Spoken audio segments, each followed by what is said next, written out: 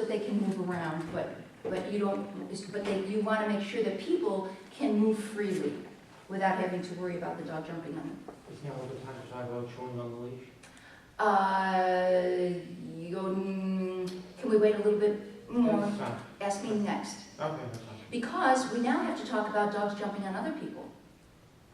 People coming into your house, maybe they nip people, jump on people. Anybody with that problem with other people? No, we don't have to talk about it if you're not having that problem. Yeah. Yeah? Because what you have to do is the same thing, but when people come to your home, tell them, you know, if you have people that like come in and just walk in, tell them before you come in, knock first or ring the bell so that I have a chance to get ready. And what you do is put your dog on a leash, go to the door and say, hi, come on in. They come in and you've already told your friends, neighbors, whatever, I'm training, Rufus not to jump. And so, take my cues. If I say gone, I want you to walk away. That's your job. So you come over and, hi, how are you? And the dog is there, and now the dog starts to, and you say, gone. The person knows to walk away and go in your house. You leash your dog to a place that you've already set up, and you walk away. And you go in, and the dog is saying, wait a minute, I want to be with you guys. I want to be part of the fun. They don't like that, especially when people come and they're all excited. And you do the same thing. Don't forget they're there. Because people will get involved with their friend, and then before you know, the dog's been sitting there for an hour, and now you wasted that time because that didn't do anything for the dog. So once the dog calms down, what we want to show the dog is calm behavior gets you off the lead. Calm behavior allows you to interact with us. So once the dog calms down, give it a minute or two to know that the dog's really calm. Go over, get the dog, but keep the dog on the leash. Walk into the room where the friends are, and tell them to just not pay attention to the dog or just whatever, or that if the dog walks over to them calmly, they can pet him. But as soon as that dog starts to jump, you've got that leash gone, and you go back and you leash the dog. Okay? And if you're outside and walking on the street and someone comes over and the dog jumps up, find a tree, find a gate, find some place that you can leash the dog if that's possible. Or just walk away. Just say, I'm sorry, we have to go. And just say to the dog, gone. You don't get the attention of that person. I had a woman with a pit bull, 4-year-old pit bull, who was wonderful. She loved people. She loved, other dogs. She didn't play a lot with other dogs, but she was very good with them. She just ignored them, basically. But she would jump like a bag of cement, she was just a pit bull. She was just like this bag of cement. And people don't take kindly to a pit bull jumping on them. And so we had to help her to understand how to get attention without jumping on people. It took 2 weeks because she was an older dog. It took 2 weeks. And we worked with the woman to get her to understand what to do, and then she did the work. And when people would come up, she knew the people in the neighborhood. She'd say, I'm training Molly not to jump, so if you hear me say gone, I want you to walk away. And the people would come over, and Molly would just go running over and jump on them, and they'd walk away, and she'd say gone, and then they'd keep walking. And somebody would come over, and the woman would say gone, and the people would walk away. And so after about the second week, maybe midweek or something, she was like, all of a sudden, people would come over, and it would be like, oh no, like every time I go up to these people, they're not petting me. So she held back. And the more she held back, the closer to her that people would get. Until eventually someone was able to get to her without the jumping and pet her. And then she jumped after she got petted, and then they walked away, and then the light bulb went on. Oh, if I want attention, this is what I gotta do. Because the woman had her in a sit-stay. So she had to learn to sit to be petted. And so, she'd have her in a sit-stay, but if she got out of that sit and went over and started jumping, boom, gone. Pretty soon, she would just sit and stay when people petted her, and she would stay seated. And in fact, she got to a point where when people would come, she'd sit down. And that was fine. That was good for this woman because it was important that this was important. And the dog would be like, oh, jello, and she'd be like this, but she wouldn't get out of that sit. So even, it doesn't matter the age, it's your consistency and understanding what to do and in doing it with the timing appropriately, etc. Okay? Now. Because we put the leash on him and the collar on him and let him run around with it in the yard and whatnot, and you try to pick it up and then you just start chewing on it, or like he'll run around for a few minutes and like he'll play with his toys or something, then he'll start chewing on the leash. Okay, now why do you keep the leash on him? Just to, well, we've tried to walk around the yard. What? Yeah, we tried to walk around the yard with the leash on or whatever, and he'll start chewing on it, or we'll let him run around and try to forget about it, because we read if you leave it on there, he'll forget about it sometimes, and then it's not a toy anymore, it's just, And when he gets bored, he starts chewing. How old is he? 11 weeks. Oh, yeah, he'll chew anything. He'll chew anything, your hands, this plastic No, thing I over know. here, this there. So the leash is a good thing to chew on. Boy, that cotton, and that's good, and I can puncture my teeth through and it massages my gums. This is great. So what do? Well, you can spray bitter apple on the leash. It's very bitter, but some dogs like it. Oh, they sprayed, they put relish on the leash. I wonder what they're going to put on tomorrow, So you can spray bitter apple. If that doesn't work, there are other types that you can try. Or you can go to the grocery store and get what's called alum, A-L-U-M powder, which is a pickling agent. Extremely bitter. Dogs do not like it. The only thing is it's not as convenient as the prepared, bitter apple, which you can buy in the drugstore. But you can kind of brush it on the leash. They really hate that taste. Also, getting a chain leash, one that's made out of chain, not around the neck, but it's chain. They often don't like to chew on that, or if they do, they're not gonna, get anywhere with it. So you can also use chain leash. Those are two things you can try. Make the walk fun. So rather than just going out and just, let's go, hey, let's go, come on, what girl, yeah, go there, go there. Make it interesting so that she's not like, chew the leash, there's nothing better to do here. So a little bit of fun, a little bit of active movement. He starts bouncing around, and then she's got the leash in his mouth, and then he thinks he's taking us for a walk, you know what I mean? So like, If it's truthfully, a lot of dogs do like to hold the leash, and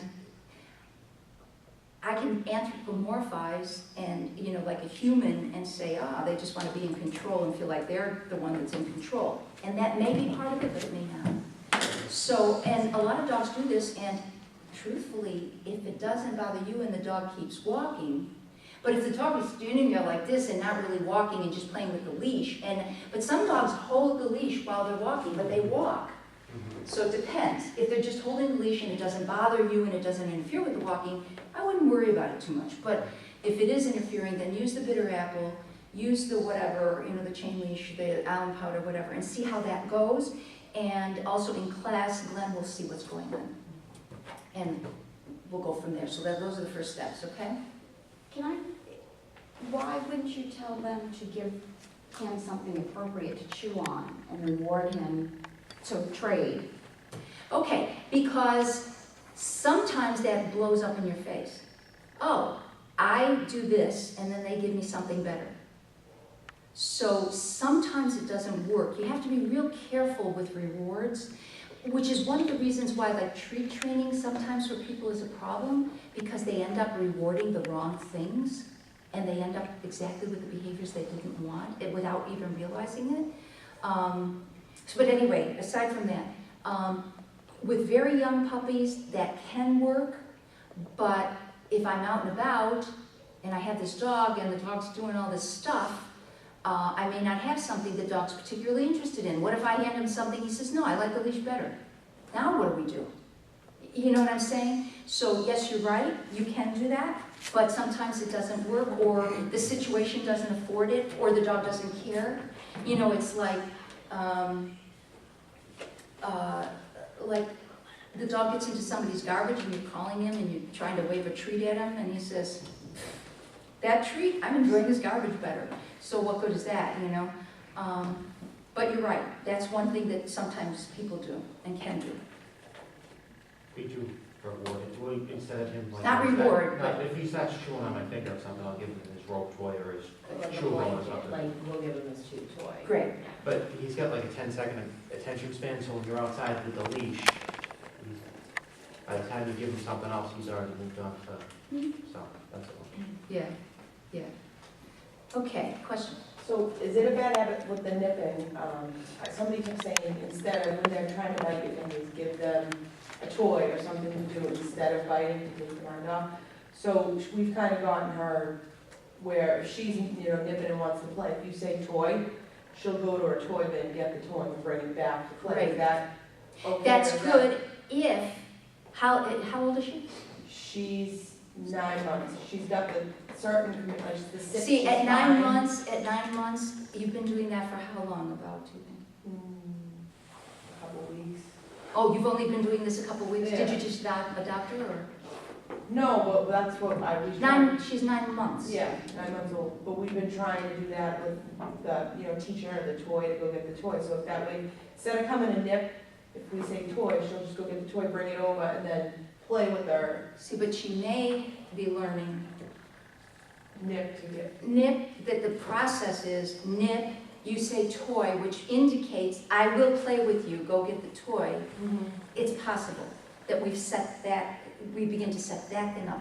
In other words, if what you're doing is in a positive reinforcement mode and is humane, et cetera, then the test is time. How long have we been doing this?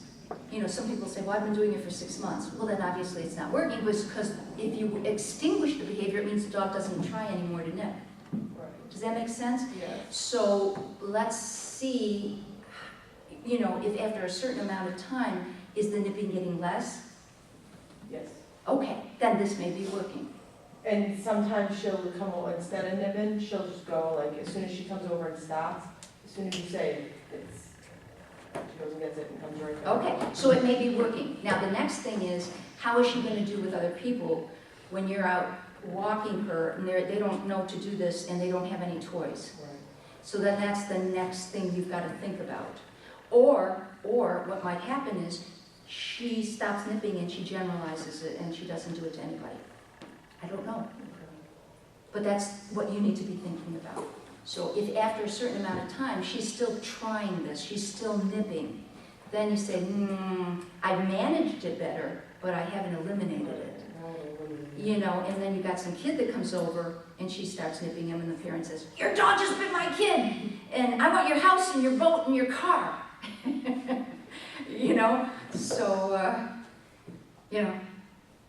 So wait, because it sounds like maybe you're doing okay. Maybe. Because I tried to sit, she sits on command. The only thing that I'm really worried about is the come, but she'll sit, but I was trying to do that at the beginning, sit when she was getting crazy, but I think she just gets so She gets one. hyper and bouncing all over the place, and she can't even. Yeah. But the toy, she knows if I go get the toy, I'm in, and someone will throw it for me, and Right. that's all I really want, is someone to play with me. Right. But remember, we have to also teach dogs to have delayed gratification, not this instant gratification. Every time I want to play, the dog's hyper and she really does this and that, and all this kind of stuff. So now I've got to, no. They also have to learn that there are going to be times when nobody can play with them, and they need to learn that so that they don't become pushy dogs. Because if every time they want something, you give it to them, even when you're busy or this or that or the other thing, they have to learn that sometimes, it's just like kids, sometimes it happens, sometimes it doesn't. Oh, it's easier to train kids. Yes. In fact, I've had a lot of people who came to class and said, I should have taken this class for my, when I had my kids, And I say, yeah, I should have known this stuff when I had my They kids. do, they listen a lot quicker than. Mhm. Yeah. Questions? What about humping? Humping is a dominant kind of thing. People think it's sexual, but it's not. If a dog is humping you or humping a lot of other dogs, it's usually a display of dominance. He'll only do it to males too. Only male humans and male dogs. Only male. Male humans and male dogs. He won't do it to me, but he'll do it to him. So that even shows more of the dominance thing, because most dogs understand gender. They know the difference between male and female. He knows you two aren't the same, for example. He'll know when you're pregnant if you ever get pregnant. Dogs really, you have no idea how they read people. It is incredible, and the research is just like showing all kinds of mind-blowing things, okay? So the dog knows you're female, he's male, and also your husband probably has maybe slightly deeper voice than you, maybe, you know, has more of a presence in a male kind of way that the dog picks up on, and so he's going to try to extend his dominance, you know, because he probably has you figured out, okay? Maybe he's a little bit more, you know, with him, I don't know. But a lot of times male dogs that do that just to males are really trying to establish their dominance. I'm going to show you, you're another male, we might compete, but look, hey, I'm the one in charge here. So, is there any aggressive display besides the humping? Okay, that's gone. And put him there, but that may not be enough. Because really this gone thing is really for attention seeking, which may be part of it. See, that's the problem. Part of this may be control and part may be attention seeking. So, you know, you can do this, but probably keep an eye on him. How old is he? He's 10 weeks. 10 weeks. Let's keep an eye. Because if you see that he is, you know, kind of a take control kind of guy, and he begins to try to take control in ways that aren't inappropriate and that you don't like, then you may need to work with him. And again, that would be something we'd have to do privately, because we don't want this to progress to the point of status aggression or any kind of aggression. And they're all different. And we're going to talk about aggression in a little bit, if you guys want to stay. Questions? I was unaware of now that they brought up the humping, but she's a female and she does it. And I didn't even know that girl dogs did that. And they said after she was spayed, which was when she turned 6 or 7 months, it would stop. But she still does it. I mean, it's only with her stuffed animal, if she's a big stuffed animal. That's okay. If she's doing it with a stuffed animal, don't worry It's about it. not like another person or a dog. It's fine. Yeah, a lot of dogs hump their blankets. Chihuahuas are notorious for this humpy thing. And you have a Chihuahua pug. Yeah. So I can, you know, it's not a big leap. But it's normal for a female dog to do that as Oh, well. so not all of them do it, but it's not unheard of. I mean, a lot of dogs do this, both male and female. And they'll hump their blankets and their toys and stuff like that. That's fine. Yeah, I wouldn't worry about that. Let her have fun. Whatever she's getting out of it. I'm sorry, did you have your hand? No, I'm just, Oh, okay, because I thought for you know, Any more questions about anything? I feel like we don't really, I mean, I never had a puppy before, so like, I don't even really know if the dog really knows his name. Like, I call him. Does and his he, ear like, twitch? Sort of, I mean, he comes like eventually, but like, Well, coming when called is something that they learn. It's not automatic. It's not like you tell a dog to come and they come. It's something you have to practice. There has to be something in it for them, one way or the other. And let's talk about coming when called. Recall is. Okay, so the way it works is we start out, let's talk about just coming when called. We start out on the leash. Okay, and this is what you'll be doing in class. And it's going to be Rover right here, right now. Or come here now. Or come if that's what's working. And you wait a second, just a split second, to see if your dog is going to make a movement in your direction. If your dog doesn't, then you have to bring your dog to you. In other words, anytime you tell your dog to do something, if your dog doesn't do it, you have to follow through and make it happen. Gently, but firmly. You have to make it happen. Otherwise, the dog says, hey, they tell me to come, I don't come, everything's fine. Or you start yelling at them, which we really don't want to get into, this yelling and punishing and all this junk, because it will drive you crazy. And the dogs will just learn to stay away from you, you know? So they'll run away even more. So what we do is Rover right here, right now, okay? We wait a split second, a split second. If it doesn't look like, yeah, okay, and come, then you're going to shorten the leash by about an inch or two. Right here, and you can encourage them with your voice. Don't worry about it. A lot of people say, no, you should say it once, and that's it, and that. Forget that. Right here, that's it, right here, that's it, that's it. And shorten the leash by an inch or two. Bring your dog to you, and once they're here, you praise them. even though you piece of work, I had to help you over here. What a good boy. That was so good. Okie dokie, and you release them. You release them, okay?